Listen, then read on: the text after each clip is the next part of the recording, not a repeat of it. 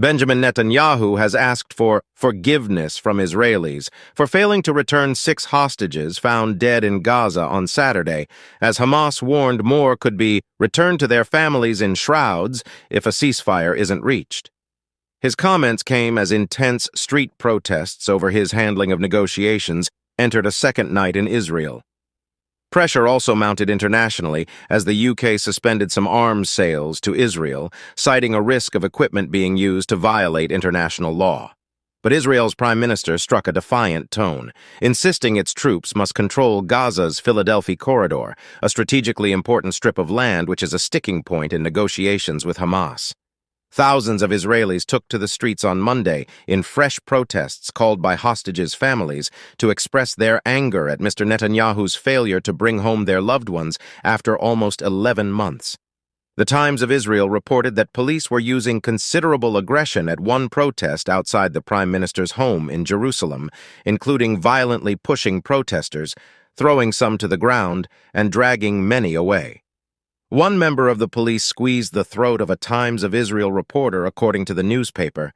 The latest demonstrations come after hundreds of thousands of people took to the streets in protests across the country on Sunday, with some demonstrators blocking a major highway in Tel Aviv. Many wore Israeli flags and hung yellow ribbons, a symbol of solidarity with the hostages, from a bridge overlooking the Ayalon highway. A total of 97 hostages remain unaccounted for after being kidnapped by Hamas on the 7th of October last year.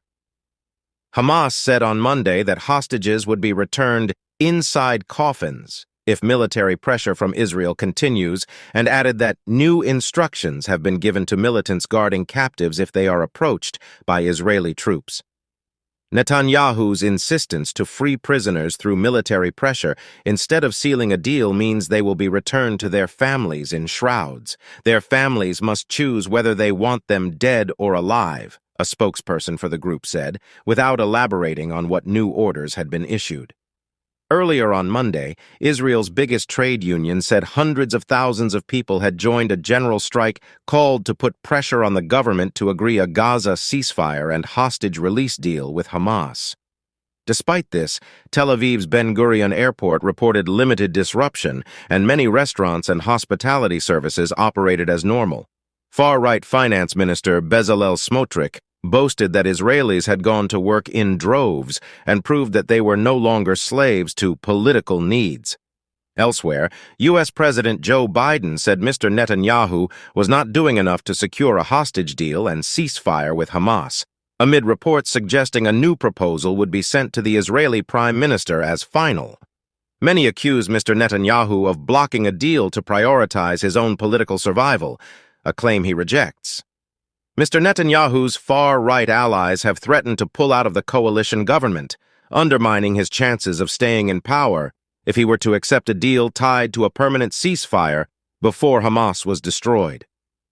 U.S., Egyptian, and Qatari mediators are trying to broker a ceasefire deal that would see Hamas release the 97 hostages still being held, including 33 who are presumed dead, in exchange for Palestinian prisoners in Israeli jails. UK Foreign Secretary David Lammy said on Monday that the UK had suspended 30 out of 350 arms export licenses to Israel, citing a clear risk the equipment could be used to commit serious violations of international law. The affected equipment includes parts for fighter jets, helicopters, and drones.